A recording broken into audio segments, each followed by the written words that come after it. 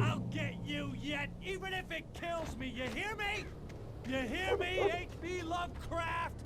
I had fallen off so many cliffs it was ridiculous. That's what you get for naming a book The Sudden Stop. It was probably good I hadn't had the chance to tell Maine where I was going. I'd have to lose the cops and find my own way to the mine.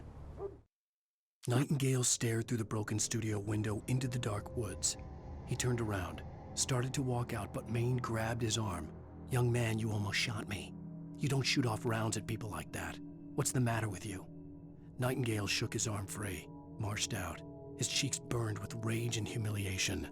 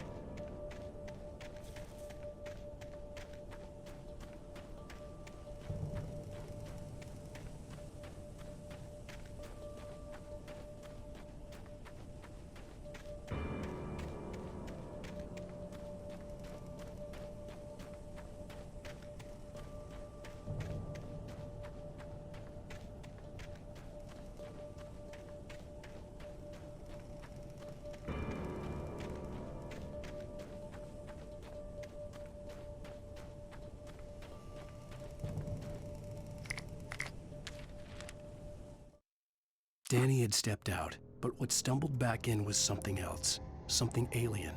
A monster. Walter tried to kill it, first with his fists, then a chair. It wouldn't die. Instead, it kept coming, unaffected by the beating it had taken. After Walter managed to kick it down the cellar stairs, fear took over. He ran, got behind the wheel, gunned the engine.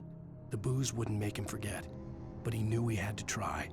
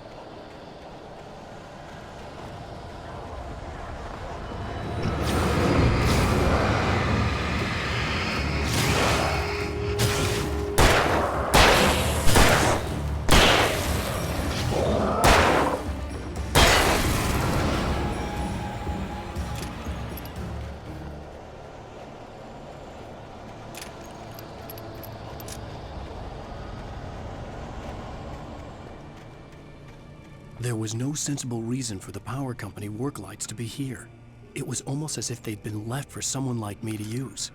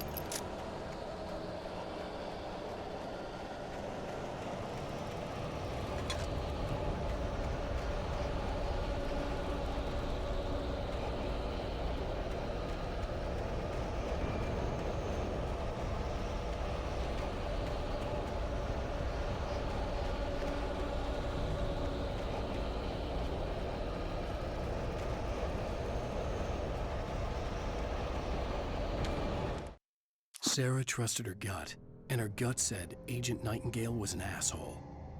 He felt wrong, and it wasn't just the smell of stale booze. It was in the way he flashed his badge, pulled rank, the look in his eyes when he wanted answers. Where was Alan Wake? What was this about an accident? Where was his wife? And most importantly, why did she let Wake go? He wouldn't answer her questions. Federal business was all he'd say.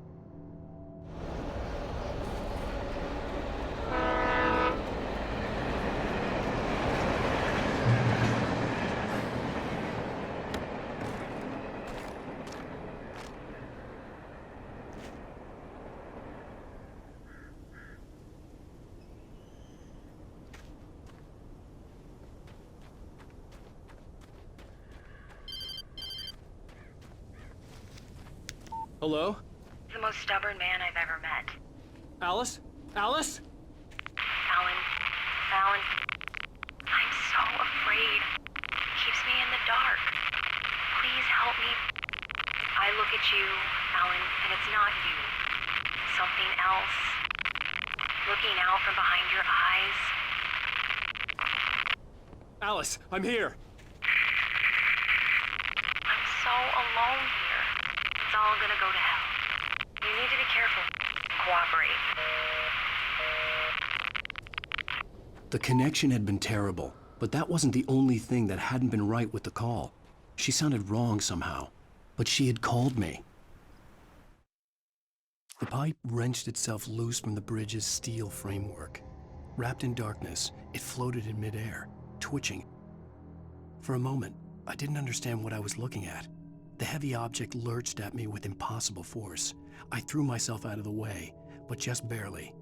When I turned my flashlight on it, it shook in a dark rage before it flew at me again.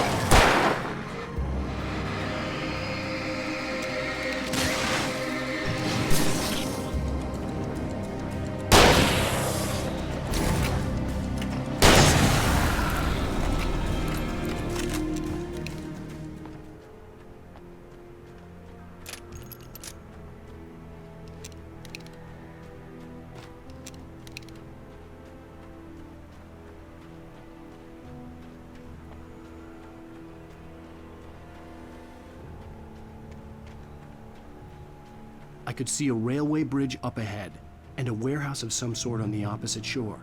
I hoped I could find a car from there.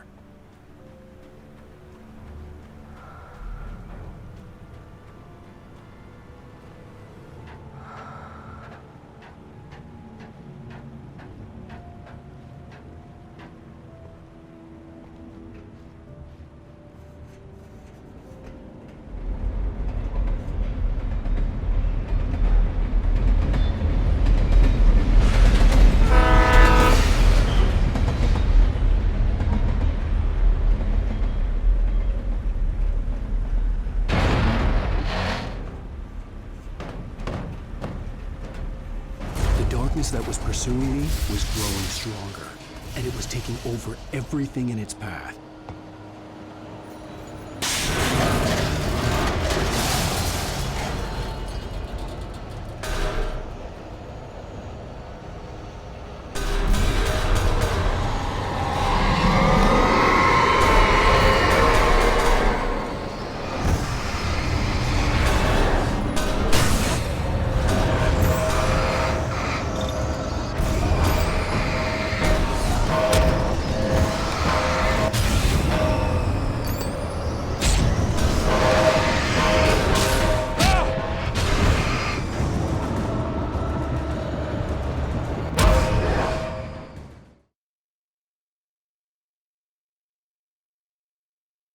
the opposite shore. I hoped I could find a car from there.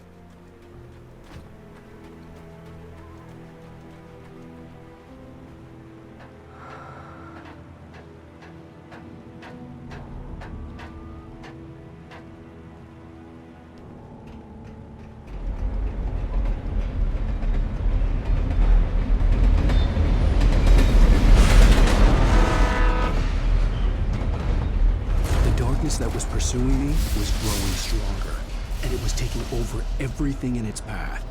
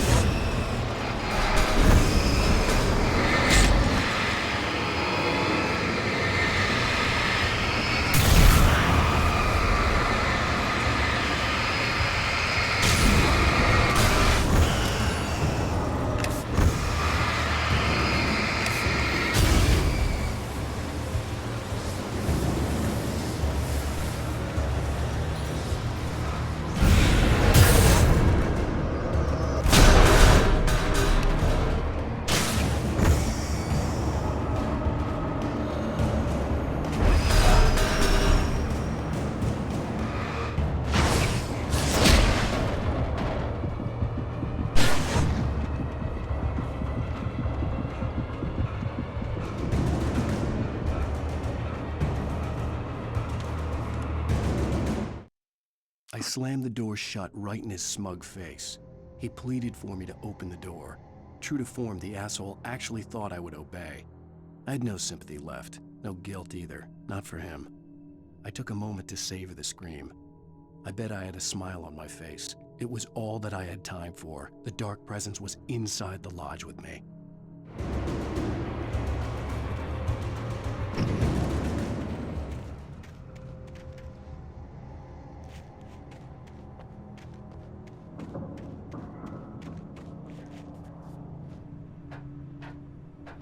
As a teenager, just starting to get interested in writing, Stephen King had been a source of inspiration to me. I thought about all the inanimate objects that had come to life in his books. No one is safe in a good horror story, certainly not the protagonist. That's what makes them fun. This was anything but. The darkness could possess anything, and it was getting closer.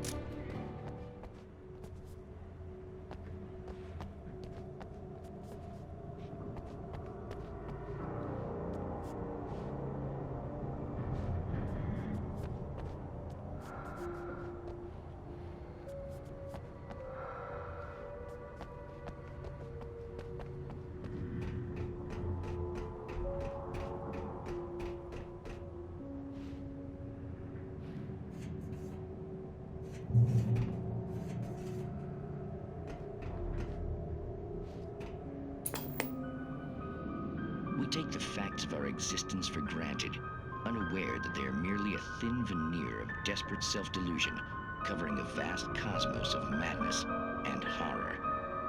All too often, the stars are right. In Night Springs. Tonight's episode, A Family Occasion. Journalist Alvin Derleth's trip to study the local customs of an insular community in Night Springs has been less than successful. Until tonight. Well, I'm glad you changed your minds about this. Ancient customs, local mythology. My editor loves this kind of stuff. Well, Mr. Derleth, we don't want to feel like we're on exhibition, but you have demonstrated the seriousness of your intent. Oh, I am serious. Really, just do your thing. I'll stay out of your way and observe. Actually, I thought you could assist us. I'm afraid we are a man short. It would provide you with an intimate perspective. Could I really? Of course, Mr. Derleth. Well, I guess that's the least I... What would I have to do? Oh, here. Let me show you with a kiss. What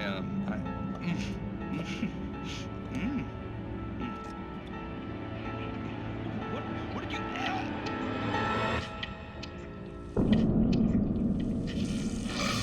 Oh, Mr. Derleth, you have well pleased Nixie Perka, the dweller in flesh. Your body shall host his 1,000 young, and all shall be glory.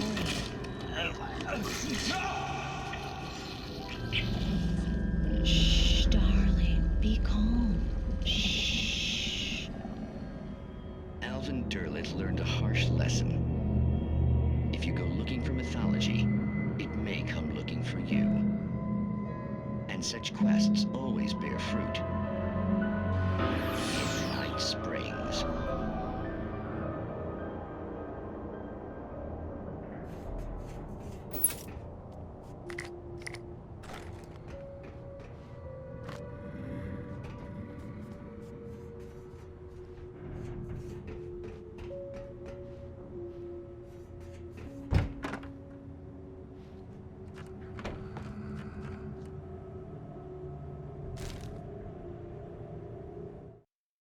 The darkness surged towards me, sucking everything loose from the ground into its depths, tugging at my clothes. I saw the flare the kidnapper had dropped and threw myself towards it just as I felt my feet leave the ground. The darkness embraced me with the force of a tornado. Somehow I managed to light the flare. The darkness roared and cast me away. I fell toward the dark waters of the lake far below.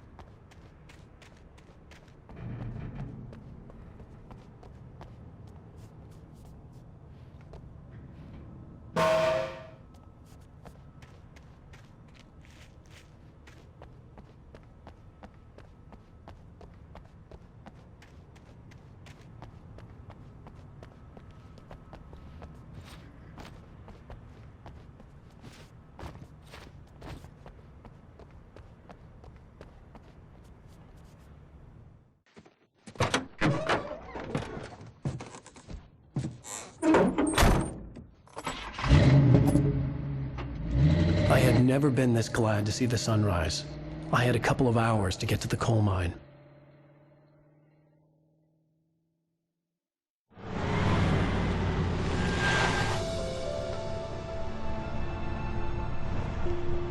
The coal mine wasn't far now.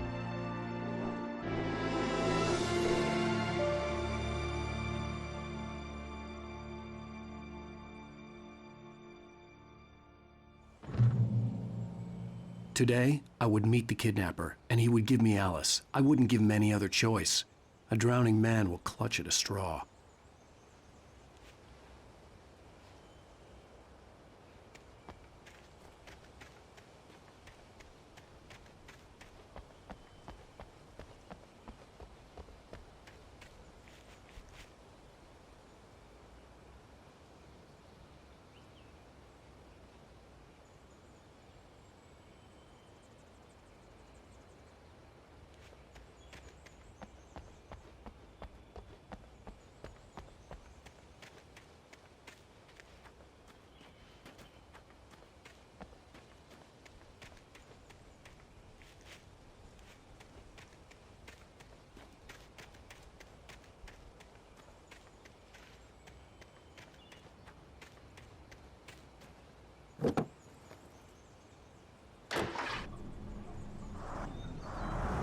Little by little, without realizing it, I'd come to believe that the story in the manuscript was coming true. The current of its narrative had taken me deeper and deeper into dark waters. Alice had been taken from me. Barry was probably in jail. I was a fugitive from the FBI. The whole world taken over by the dark presence was trying to destroy me. It all felt real, but it matched a textbook case of insanity.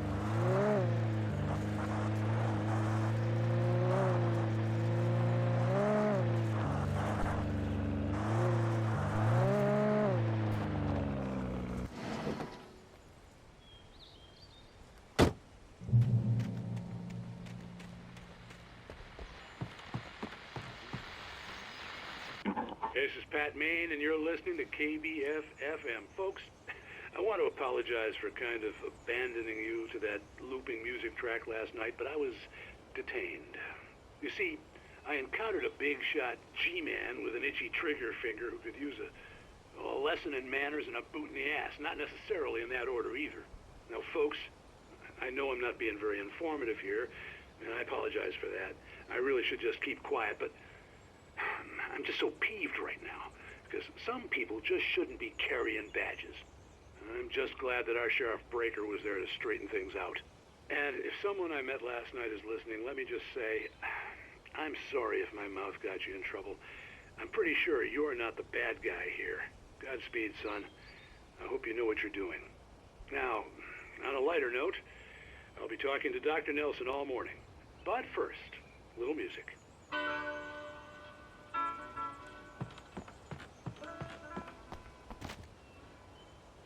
Nobody cares about me.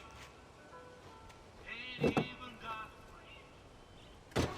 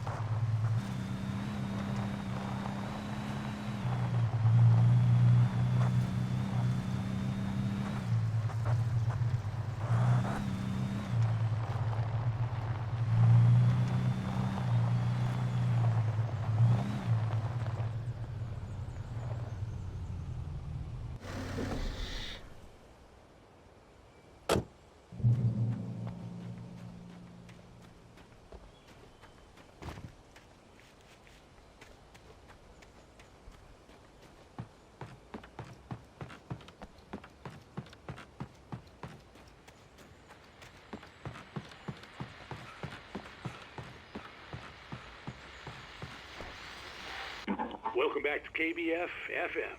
Hope you enjoyed that tune. Now, Doc, you were talking about life and finding that special someone, that soulmate. Well, you were talking about that. I was saying I don't buy it. Well, see, to me, that's strange because I always pegged you as a hopeless romantic. You got me there, Pat. But I think love's where you look for it. And you need to do a lot of looking, sure. But the idea that there's that one special person out there for you, and if you miss that chance, it's gone forever and you're forever incomplete. I mean, isn't that depressing? Or, heck, childish even? Hey, there's plenty of fish in the sea. And apparently a fisherman has a fishing analogy for everything. But what you're saying, isn't that a little harsh? Well, no. What I am saying is that your potential for finding that connection isn't limited to what's essentially a chance encounter. How is that harsh? Yeah, well, I guess that's a nice thought, but let me say something personal here. Okay. Now, well, I don't disagree with you exactly, but I can't really fit that together with what I feel, what I felt for someone, because she was the one. She was. And I let her drift away from me. Maybe I didn't put in the work, I don't know, but well, since then, and it was a long time ago, but since then there hasn't been anyone, not like her. And I'm not saying I dwell on her or haven't moved on. I like my life. I'm not living in the past, but I do miss the way she completed me. You can't argue with the heart, Pat. I'm sorry, folks. I had kind of a scary experience last night, and let's just say it's shaken a few things loose.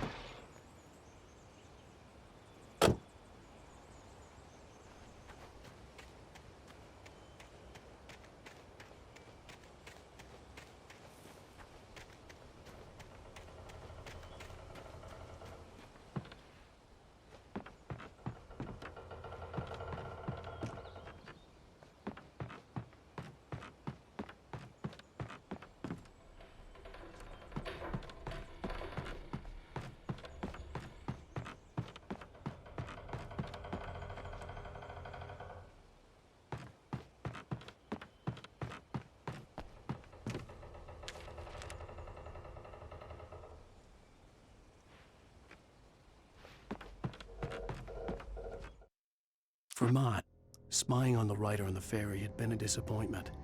His boss had made Wake out to be something special, but Mott hadn't been impressed.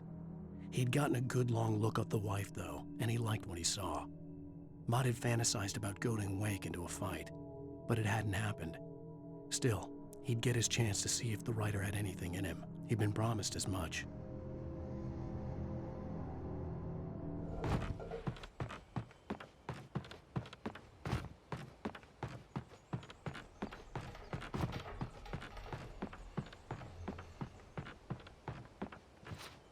I was early.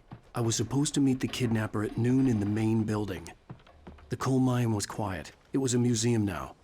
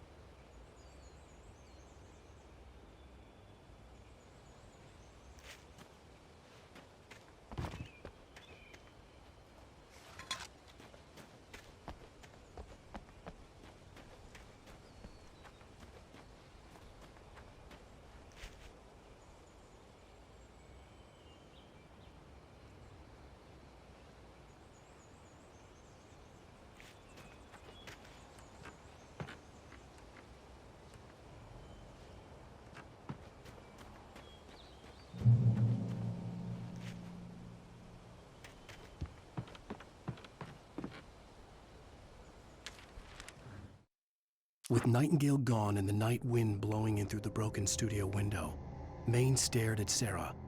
The sheriff looked away. Maine's voice shook with barely controlled anger. That boy's doing more drinking than thinking. I hope you know what you're doing, Sarah. He's got a sickness in his eyes. You take my word for it. He wants Wake for a reason, and it's not for anything good.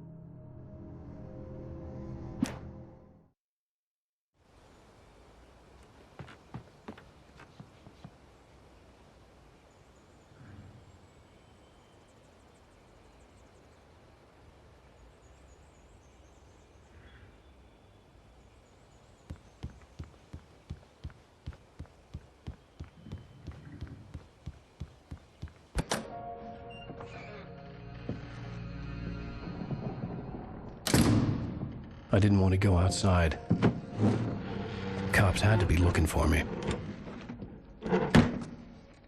The noon sun turned the place into a sauna. The day dragged on.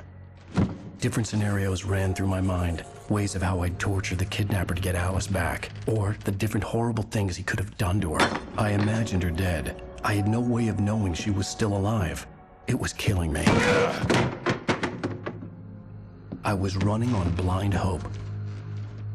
It was all a waste of time. The bastard never showed up.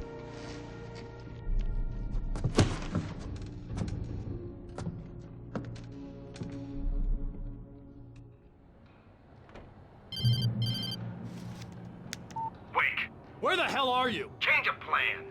You know where Mirror Peak is? It's a big mountain north of where you are. You follow the path from the mine, you can't miss it. There's a lookout point there. I'll be waiting. I'm through being jerked around You by want you. to see your wife alive? Because if you do, you better watch what you say to me.